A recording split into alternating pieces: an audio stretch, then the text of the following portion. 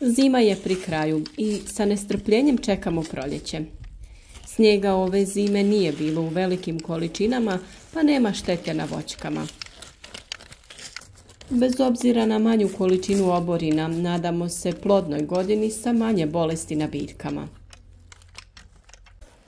Da bi to bilo tako, trebamo obezbijediti našim biljkama dovoljno hranjiva i pogodno tlo za razvoj i plodonošenje. Osim toga, moramo spriječiti razvoj bolesti i štetnika koji mogu umanjiti prinose. Upravo to je tema ovog videa. Pričati ćemo o radovima koje treba uraditi na kraju zime da bi u toku vegetacije imali jake i zdrave biljke. Podržite naš rad klikom na like ispod videa i ostavite nam komentar. Pišite nam od kuda nas pratite i koje biljke vi uzgajate. Sretni smo kada nam pišete iz svih dijelova svijeta. Ono što sada na kraju zime treba uraditi u voćnjaku je ključno za dobru berbu. Vegetacija još nije krenula, ali pitanje je dana kada će se voćni pupovi otvoriti, a i procvjetati prvo cvijeće. Prije nego potpuno orežete stabla voćki, sačuvajte nekoliko kalem grančica, da bi, kada prođu hladni dani, mogli kalemiti voćke. Odrežite grančice te zatvorite rez kalemarskim voskom. Spremite ih u navlaženu vrećicu ili kutiju te ostavite u frižider. U prethodnim videima smo pokazali kako jednostavno kalemiti voćke i nadamo se da su informacije bile korisne. Početkom 3. mjeseca može se početi sa kalemljenjem trešnje, višnje, kruške, šljive, dunje, kajsije, breskve i mušmule.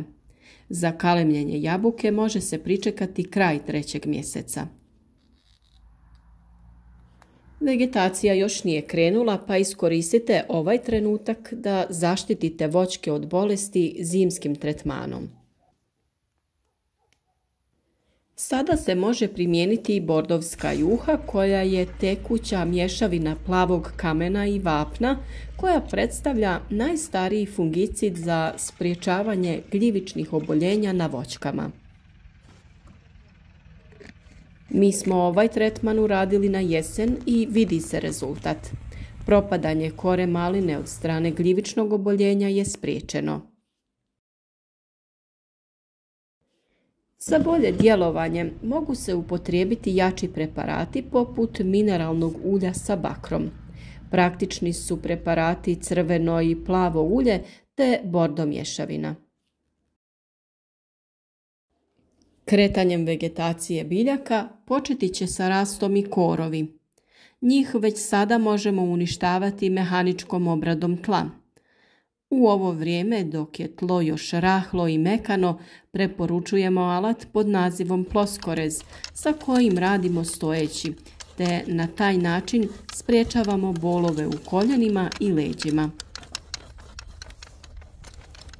Nije ga teško napraviti, a može se kupiti u svim bolje opremljenim trgovinama sa vrtnom opremom. Nakon zime saniramo i voćke koje na sebi imaju oštećenja uslijed bolesti ili nekog štetnika.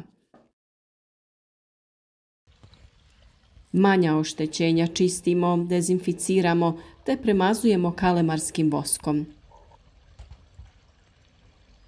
Grane koje imaju veća oštećenja u potpunosti uklanjamo. Nakon što smo u jesen okopali naše voćke, zemlja je izmrzla i lako je možemo prekopati. Idealno je vrijeme, ako već niste, da u tu zonu dodate stajsko ili mineralno gnojivo. Idealna je kombinacija dodavanje i jednog i drugog hranjiva. Kada je u pitanju gnojidba voća, sada je potrebno dodavati hranjiva koja se sporije razgrađuju. To su hranjiva koja imaju veće količine fosfora i kalija, a oni su jako bitni za ostvarivanje dobrih prinosa.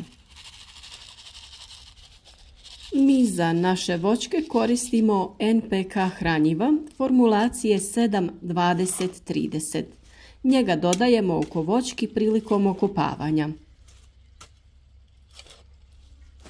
Naše voćke nismo krečili da bi voćnjak bio ljepši, već da bi u prvom redu smanjili djelovanje bolesti i štetnika, a u drugom da bi smanjili zagrijavanje korena voćkama. Na taj način usporavamo vegetaciju i odgađamo cvjetanje za 10 dana. To je jako bitno kod proljetnih mrazeva. Nadamo se da ih ove godine neće biti ili da će biti blagi. Ako vam nije dostupno stajsko gnojivo, gnojidbu možete izvršiti i sa peletiranim stajnjakom. Ovakav način gnojidbe se pokazao dosta dobar, jer ovakvom gnojidbom ne unosimo sjeme korova u tlo, što nam sa običnim stajnjakom predstavlja veliki problem. Razbacivanjem nekoliko kilograma peletiranog stajnjaka oko voćke i miješanjem sa zemljom dati ćemo našim biljkama dovoljno hranjiva za razvoj u ovoj godini. Čest problem kod starijih voćnjaka je pojava lišaja i mahovine, što može biti problem. Sami lišaj i mahovina nisu velik problem, međutim, oni stvaraju utočište za većinu štetnika koji se javljaju tokom godine na našim voćkama. Pored toga, pod mahovinom se zadržava vlaga i često kora drveta bude trula i propala, a to najčešće prodire u dubinu drveta. Na manjim voćkama to sprječavamo pri prvim pojavama, a na većim koristimo mehaničko skidanje sa struganjem. I za ovu namjenu koristimo ploskorez koji se pokazao dosta praktičan, a zbog velike dužine možemo dosegnuti i visoke grane. Za smanjenje djelovanja mahovine možemo koristiti kreč, a preporučujemo da mjesta sa kojih smo uklonili mahovinu premažimo otopinom kreča i plavog kamena. Pored obogaćivanja tla hranjivom, često je potrebno uraditi i pH korekciju kiselosti tla. Ako je tlo kiselo, u njega možemo dodavati građevinsko vapno ili kreč sa kojim ćemo tlu vratiti optimalnu pH vrijednost. Na taj način će se biljke bolje razvijati i plodonositi.